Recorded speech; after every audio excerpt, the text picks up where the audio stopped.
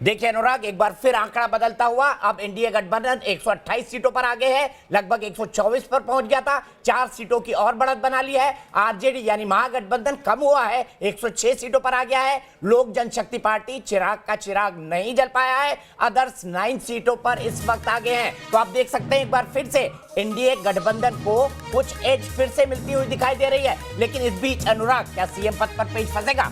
बिल्कुल, ये पेच लगातार फंसता हुआ जा रहा है। लेकिन इन सब के बीच जैसा आपने कहा दीपक जी, चिराग पासवान की पार्टी अब शून्य पर आ गई है, खाता भी नहीं खुलता हुआ नजर आ रहा है चिराग पासवान का। लेकिन आपको बता दें कि बिहार में मुख्यमंत्री कौन होगा एनडीए की तरफ से, इसको लेकर पेच फंस रहा है, क्योंकि बीजेपी नेता अजीत चौधरी ने नीतीश कुमार के मुख्यमंत्री पद को लेकर सवाल खड़ा किया है। क्या कुछ कह रहे हैं इस मुद्दे पर जेडीयू के नेता केसी त्यागी, सुनिए। लेकिन अजीत चौधरी से बड़ी बात में एक लाइन यहाँ पर जोड़ना चाहूंगा। हम केसी त्यागी का बाइट सुनाए, उससे पहले उनका स्टेटमेंट सुनाए।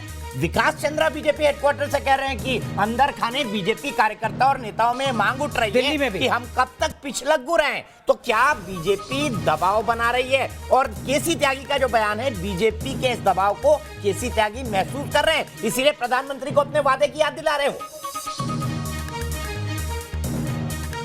सुनिए केसी त्यागी जी। जेडीयू प्रधान महासचिव केसी त्यागी हमारे साथ हैं। सर, नंबर गेम जिस तरीके से सुबह गठबंधन के पाले में बताया जा रहा था, लेकिन एग्जिट पोल के बाद अब नतीजे कुछ अलग ही नजर आ रहे हैं। नहीं, ये नतीजे पहले से ही एक्सपेक्टेड थे। जनता के एक बड़े हिस्से का हमें समर्थन प्राप्त था। हमने कोविड-19 का भी मुकाबला किया, कोसी के जो वहाँ विभीषिका थी उसका भी मुकाबला किया, और हम कई तरह के दुष्प्रचार और कुप्रचार के शिकार थे।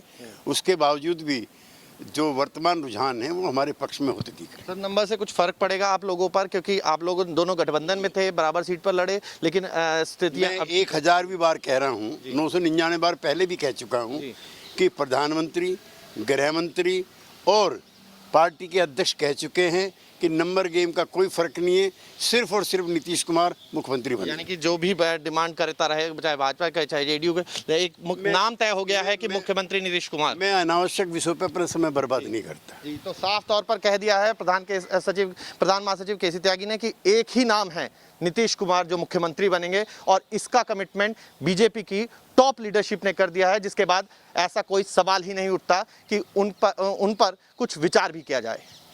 वीडियो जर्नलिस्ट मुकेश कुमार के साथ मोहित बख्शी, न्यूज नेशन, दिल्ली। तो खारिज करने की कोशिश की है मोहित के इस इंटरव्यू में केसी त्यागी ने अटकलों को, लेकिन फिर भी कहीं ना कहीं उनके मन का डर कहीं ना कहीं अभी मोहित के इस पूरे इंटरव्यू के अंदर, उनके स्टेटमेंट के अंदर दिखाई दे रहा है। सीधे हम चलते हैं, यहाँ पर हमारे साथ नीरज राय जी जुड़ गए हैं, आरजेडी के नेता है। नीरज राय जी, 2 घंटे में कैसे परिवर्तन हो जाएगा? कहां से जीतेंगे? कोई एक आध इलाका बता दीजिए जहां से आपको अधिक वोट मिलने की उम्मीद है, क्योंकि मनोज झा जी जीतने की भी बात करते हैं और ये भी कहते हैं कि आरओ को नीतीश कुमार जी फोन ना करें, ये भी कहते हैं कि पोस्टल बैलेट क्यों रोक दिया था।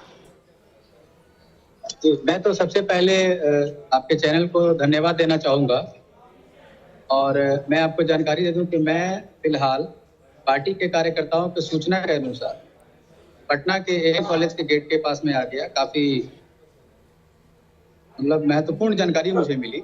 यहाँ पे 4 ट्रक पूरे बक्से से भरे हुए पाए गए, जिसकी मैंने पुष्टि करने के लिए यहाँ के चुनाव पदाधिकारी से पूछा भी इसमें क्या है, हमें जरा संतुष्ट कर दिया जाए।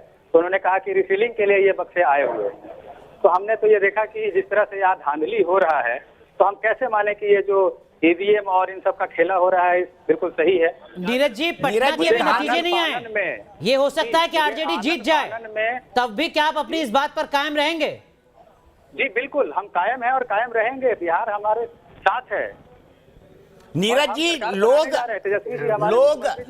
जो है हारने की बात, या फिर धांधली की बात, या फिर ईवीएम हैकिंग की बात, या फिर आरओ को फोन ना करा जाए, ये बातें तब करते हैं जब उनको कॉन्फिडेंस हो कि नंबर नहीं बढ़ने वाले हैं। जी, मैं आपको एक कॉन्फिडेंस लेवल की बात बता दूं। मेरे पीछे 4 ट्रक खड़े हैं, मैं आपको लाइव दिखा सकता हूं। और यहाँ के जो पदाधिकारी से मैंने इन सब चीजों के बारे में चर्चा किया, तो पदाधिकारी ने अपने मुंह ढकते हुए अंदर चले गए। नहीं, 4 ट्रक में क्या है आप बता सकते हैं नीरज राय जी? ये भी ब्रेकिंग न्यूज दे दीजिए, 4 ट्रक में क्या है? जी, मैं आपको, आप अनुमति दें, मैं इसको दिखा सकता हूँ। बिल्कुल दिखाइए, बिल्कुल दिखाइए। जी जरूर, जरा फुल स्क्रीन कीजिए नीरज राय को, क्या दिखा रहे हैं जरा एक बार देख लेते हैं। नहीं, 4 ट्रक में क्या होगा? मैं चाहूंगा कि ये एन कॉलेज का मेन गेट है, जहाँ पे काउंटिंग चल रही है, और यहाँ से ये पहले बॉक्स है सर, कृपया देखा जाए। ये ट्रक से भरा हुआ बक्सा आया है, कृपया देखा जाए। ये बक्सा ये पिछले 2 घंटे से यहाँ पड़ा हुआ है। ये एक बक्सा ये नहीं है सर, ये पहला ट्रक है। मैं दूसरा ट्रक आपको ठीक है नीरज जी, मान लिया 4 ट्रक हैं, लेकिन क्या अगर ईवीएम में गड़बड़ी की जाती है तो वो ऐसे खुलेआम होती है क्या? अगर आप कर रहे होते इस धांधली को तो क्या आप भी ऐसे खुलेआम कर रहे होते? जरा खुद सोचिए, एक बड़ा सरल सवाल। जी, मैं आपके माध्यम से सिर्फ यही जानना चाहता हूं, और पदाधिकारी गण जो भी यहाँ मौजूद रहे थे, हमारे एडीएम साहब भी यहाँ निलय जी थे, उनके सामने मैंने जब ये प्रस्ताव को रखा तो वो भी जवाब नहीं दे पाए, और उन्होंने कहा कि जब आपका दबाव है तो मैं इस ट्रक को यहीं रहने देता हूँ। इसका क्या मतलब होता है सर?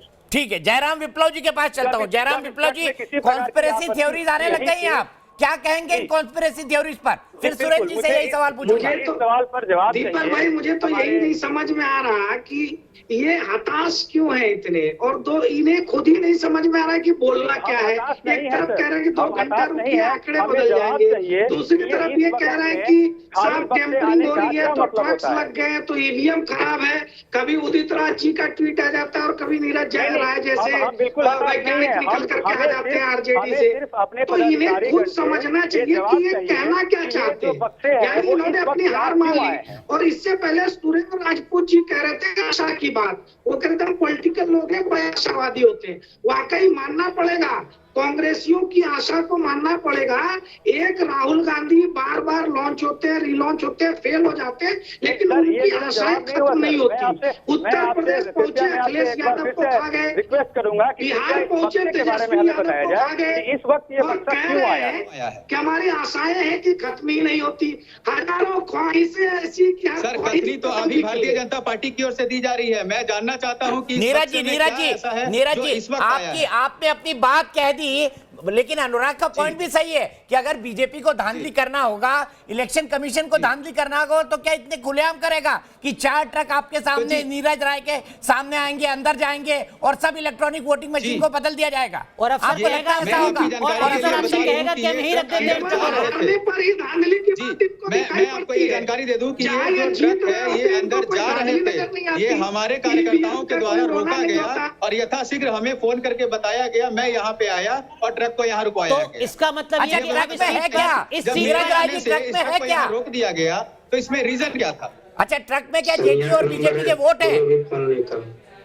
इसमें सभी जनता के वोट है सर, सिर्फ जदयू भाजपा और सिर्फ आरजेडी का वोट नहीं है, इसमें जनता का मत है। मतलब चूंकि अब इस ट्रक को रोक दिया गया है तो अब इस सीट पर आरजेडी की जीत तय है। क्यों यहाँ रोका गया? अब इस सीट पर आरजेडी की जीत तय है। इलेक्शन जो पदाधिकारी है वो यहाँ पे क्यों रोक दिए? मुझे सिर्फ यही जवाब चाहिए। अच्छा, सुरेंद्र राजपूत जी के पास चलते हैं। नीरज राय जी, आपने अपना पॉइंट उठाया, वैलिड पॉइंट है, लेकिन आपको भी ये सोचना चाहिए कि अगर धांधली करनी होगी तो इलेक्शन कमीशन क्या इतने खुलेआम करेगा? लेकिन सुरेंद्र जी, मैं दूसरे पॉइंट पर आपसे समझ में नहीं आ रहा है अच्छा, कि यदि धांधली करनी है तो क्या इस तरह से खुलेआम होती है, और धांधली नहीं भी है तो इसकी पुष्टि क्यों नहीं कर रही है चुनाव आयोग? यदि ये धांधली नहीं है, यदि ये सही है, तो इसकी पुष्टि क्यों नहीं कर रही है? और पार्टी कौन जवाब क्यों नहीं दे पा रहे हैं, या चुनाव आयोग इसका जवाब क्यों नहीं दे पा रहा है? क्यों उन्होंने मुंह छुपा के अंदर चले गए? ठीक है सुरेंद्र जी, 2 बयान आए हैं। एक तो दिग्विजय सिंह का, नीरज जी रुक जाइए, विप्लव जी रुक जाइए, कहने के बावजूद सुरेंद्र सिंह राजपूत जी, 2 बयान आए हैं। एक दिग्विजय सिंह का कि विकसित देशों में ईवीएम से चुनाव नहीं होते, और दूसरा उदित राज का, वो भी कह रहे हैं कि ईवीएम तो हैक हो जाती है। जब मंगल ग्रह की चीजें, चांद की चीजें अगर आप धरती से बैठ के कंट्रोल कर सकते हैं तो ईवीएम तो हैक कर ही सकते हैं। क्या आप भी मानते हैं ईवीएम हैक हो रही है, जो नीरज राय जी आरोप लगा रहे हैं? देखिए, 2 बातें बड़ी स्पष्ट है दीपक भाई।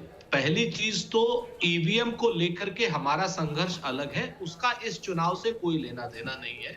अगर हमारे पार्टी के किसी पदाधिकारी जैसे उदित राज ने कहा है तो इस तरीके की राय न तो हमारे यहाँ के शीर्ष नेतृत्व से आई है, न कोई ऐसी बात आई है, तो इस राय को उनकी निजी राय मानिए और उस पर हम टीका टिप्पणी उसी तरीके से नहीं करना चाहते हैं जैसे कि बिहार के नेता नीतीश कुमार के अलावा किसी और को जब मुख्यमंत्री बनाने की बात कर रहे हैं तो भाजपा के नेता कह रहे हैं कि साहब ये हमारे केंद्रीय नेतृत्व की राय नहीं है।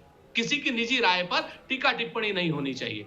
दूसरी बात जो आपने कही, बहुत इंपॉर्टेंट कही है, वो ये है कि ये जो नीरज राय की बात है, तो एक चीज तो तय है कि सरकार की और इलेक्शन कमीशन की ये जिम्मेवारी है कि वो कहीं ना कहीं अगर कोई भी किसी तरीके की शंका है तो उसका समाधान करे। अगर आप शंका का समाधान नहीं करते हैं तो शंका को बढ़ाते हैं। इस बात को तो दीपक भाई आप मानेंगे कि नहीं मानेंगे? ठीक है। अगर वहां पर कोई चीज सही है तो वो इलेक्शन कमीशन आकर के बताए, और कोई चीज गलत हो रही है तो वो चीज नहीं। हालांकि जैसा नीरज राय खुद बता रहे हैं, डिस्ट्रिक्ट एडमिनिस्ट्रेशन ने उनको इंश्योर किया है कि किसी तरीके की कोई दिक्कत नहीं होगी। रुक करते हैं, हमारे सहयोगी मधुरेंद्र हमारे साथ जुड़े हुए हैं बीजेपी हेडक्वार्टर से। मधुरेंद्र, इस वक्त की क्या कुछ अपडेट, कुछ तस्वीरें, कुछ हलचल?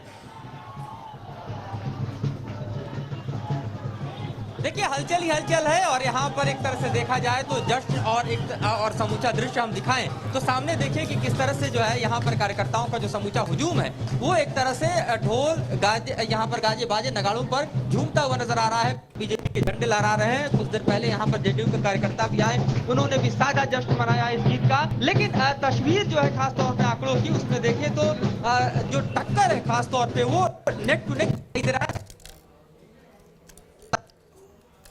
लगता है फ्रीज हो गए मधुरेंद्र। लेकिन एक जानकारी दे दूं मध्य प्रदेश की, डबरा में सुरेश राजे जो कांग्रेस के प्रत्याशी है, उनसे इमरती देवी जो काफी फेमस हो गई थी इन चुनाव के अंदर, वो 2250 वोटों से पीछे चल रही हैं। तो इमरती देवी फिलहाल पीछे चल रही हैं। ये मध्य प्रदेश के उपचुनाव का ट्रेंड है, बदल भी सकता है, लेकिन फिलहाल इमरती देवी जो कि शिवराज कैबिनेट में मंत्री हैं और कमलनाथ के एक बयान के चलते सुर्खियों में आई थी, वो फिलहाल पीछे चल रही है। अनुराग, बिल्कुल। लेकिन सुरेंद्र राजपूत जी, जो सवाल मैंने ब्रेक पर जाने से पहले आपसे पूछा था, उसी सवाल को मैं एक बार फिर दोहराता हूं, इस उम्मीद के साथ कि आप तार्किक जवाब देंगे।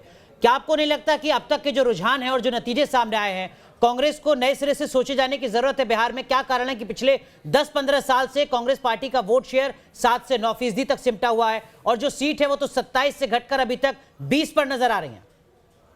देखिए, ये हमारे लिए चुनाव के बाद एक कहीं ना कहीं विश्लेषण का विषय है अनुराग, और इसका हम विश्लेषण करेंगे और उस विश्लेषण को आपको बताएंगे। आज चुनाव हो रहा है, आज चुनाव की गिनती हो रही है। सच बात यह है कि ये जो इस समय तक है, हम लगभग 20 सीटें जीत रहे हैं और 50 सीटों पर हम लड़ रहे हैं। कोई सीट हम पीछे हैं, कोई सीट हम बहुत पीछे हैं, कुछ सीटें हम कुछ 100 वोटों से पीछे हैं। तो जैसे ही फाइनल रिजल्ट आएगा, निश्चित तौर पर आपकी बातों का हम पूरा जवाब देंगे। सुरेंद्र जी, वही सवाल एक बार फिर, अगर 20 सीट पर ही बढ़त बरकरार रहती है तो क्या आप भी इस बात को मानेंगे कि आप तेजस्वी के लिए लायबिलिटी साबित हुए? ये अगर जब बुआ के मूछे होंगी तभी तो उसको चाचा कहेंगे ना अनुराग। उससे पहले आप कैसे कह देंगे? आप काल्पनिक सवालों पर बहुत ज्यादा रहते हैं। कल आप किसी और कल्पना में थे, आज आप किसी और कल्पना में हैं। सर, मैं तो कल भी आपसे तथ्यात्मक बात कर रहा था और मैं तो अभी भी आपसे आंकड़ों के आधार पर ही बात कर रहा हूं। जी नहीं, आप कल्पना में ज्यादा रहते हैं। आप तो कल हमें अभी तक कांग्रेस की टैली 20 पर सिमटी हुई है और विधायकों के आपके नाम सहयोगी तक लेफ्ट के मुकाबले। बता दिए थे। आपकी राजनीतिक मजबूरी हो सकती है सर, आप ना माने इस बात को, ना आप स्वीकार करें। एक तरफ आप कहते हैं कि हम मंथन करेंगे, मंथन में जो बातें निकलेंगी हम साझा करेंगे, दूसरी तरफ आप अभी इस बात को स्वीकारने से आपको दिक्कत है कि हाँ हम कहीं कमी कर रहे हैं। अनुराग जी, ये आपकी कोई व्यावसायिक मजबूरी हो सकती है? बिल्कुल भी नहीं। तरीके के कुतर्क करना। सुरेंद्र सिंह राजपूत साहब, ये आपकी राजनीतिक मजबूरी हो सकती है कि हार को भी जीत में दिखाते रहे। आपके अंदर राजनीतिक साहस की कमी हो सकती है कि आप इस बात को नहीं मान रहे कि हाँ हम लायबिलिटी साबित हुए। मुझे ऐसा लगता है कि आपके अंदर कहीं ना कहीं नैतिक साहस की कमी है, वो जो आर्थिक साहस की वजह से नहीं आ पा रहा है। मेरा नैतिक साहस तो आप लगातार देखते रहेंगे सर। नहीं सुनना चाहते सुरेंद्र सिंह राजपूत साहब, मेरा नैतिक साहस आप लगातार देखते रहेंगे और आपकी पार्टी के चुने हुए पूर्व और वर्तमान 2, 4, 5, 10 नहीं, कम से कम 100 सांसदों से पूछिएगा। आपकी पार्टी के पूर्व और वर्तमान कम से कम 100 सांसदों से पूछिएगा, आपकी पार्टी के वो 100 सांसद बताएंगे आपको कि नैतिक साहस कितना है। बहरहाल व्यक्तिगत नहीं होते, आपको नसीहत दे रहा था। आपके वर्तमान और पूर्व 100 सांसदों से कम पूछिएगा आप नैतिक साहस कितना है अनुराग दीक्षित में। आपकी राजनीतिक मजबूरी हो सकती है। दीपक जी चलिए आगे। अब फिलहाल एक ब्रेक के लिए आपको रुक रहा है। जयराम जी रुक जाइए, एक ब्रेक के लिए रुक रहा है। मजबूरी है ब्रेक लेना, ब्रेक के बाद हम तुरंत वापस आते हैं। लेकिन फिर से हम आपको एक बार टैली बता दें, एनडीए गठबंधन अभी भी आगे चल रहा है, 126 सीटों पर आगे है। महागठबंधन 107 सीटों पर, यानी एनडीए ने अपनी बढ़त अभी शाम के 5:46 हो रहे हैं, मतलब 6 बजने वाले हैं और लगभग 80% वोट इस वक्त पूरे हो चुके होंगे हमारे कैलकुलेशन के मुताबिक। तो आगे हम आपको बताएंगे क्या होने वाला है ट्रेंड। डिस्कशन अनुराग का जारी रहेगा और सुरेंद्र राजपूत जी भी बने हुए हैं। अनुराग फिर सवाल पूछेंगे? बिल्कुल सवाल पूछेंगे, लगातार सवाल पूछेंगे। आज भी देर रात तक कल भी। यही लोकतंत्र की खूबसूरती भी है। रुक रहे हैं कुछ देर के लिए। न्यूज़ नेशन की बड़ी कवरेज लगातार जारी है और हमारे सहयोगी का रुख करते हैं। मोहित राज दुबे हमारे साथ जुड़ रहे हैं जेडीयू दफ्तर पटना से। और मोहित, इस वक्त की तस्वीरें क्या कुछ हैं, क्या कुछ गाइडलाइंस जो तमाम पार्टी के बड़े नेता हैं उनकी तरफ से कार्यकर्ताओं को दी जा रही है, और जो सवाल दीपक सर लगातार आपसे पूछ रहे हैं, कुछ मीठा अभी तक खा पाए आप या नहीं?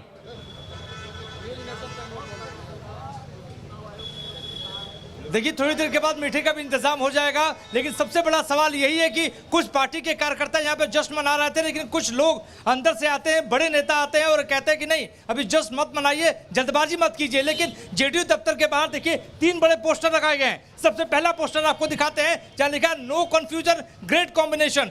सबसे पहली फोटो प्रधानमंत्री नरेंद्र मोदी की, नीचे लिखा है देश की धड़कन। उसके बाद दूसरी फोटो नीतीश कुमार की, उसके नीचे लिखा है बिहार की धड़कन। कुल मिलाकर तो अगर दूसरे पोस्टर की बात कर ले तो बिहार में का बा, फिर से नीतीश कुमार बा, ये भी एक पोस्टर लगा है। यानी सीधे तौर पर जेडीयू के कार्यकर्ताओं ने यहाँ पे साफ कर दिया है कि मुख्यमंत्री नीतीश कुमार ही होंगे और जेडीयू की सरकार और भारतीय जनता पार्टी की सरकार, एनडीए की सरकार बनने जा रही है। जनता ने फिर चुना 24 कैरेट गोल्ड, ये भी एक पोस्टर लगा हुआ है नीतीश कुमार का। तो कुल मिला के जो रणनीति है वो जेडीयू भले ही बना रही हो, लेकिन जो कार्यकर्ताओं में जोश है वो कम होने का नाम नहीं ले रहा है। लगातार यहाँ पर पार्टी के नेता रोकने की कोशिश कर रहे हैं जेडीयू के कार्यकर्ताओं को, अभी रुक जाइए, जल्दबाजी मत कीजिए, आतिशबाजी मत करिए, मिठाइयों को मत बांटिए। लेकिन मानने को अभी कार्यकर्ता तैयार नहीं। तो कुल मिलाकर अब देखने वाली बात यही होगी कि जैसे जैसे वक्त बढ़ता जाता है और जनादेश की क्यारियों में कौन से फूल खिलते हैं, किसके पक्ष में फूल खिलते हैं, किसके हिस्से में खुशबू आती है और किसके हिस्से में कांटे आते हैं। जी, आप नजर बनाए रखिए।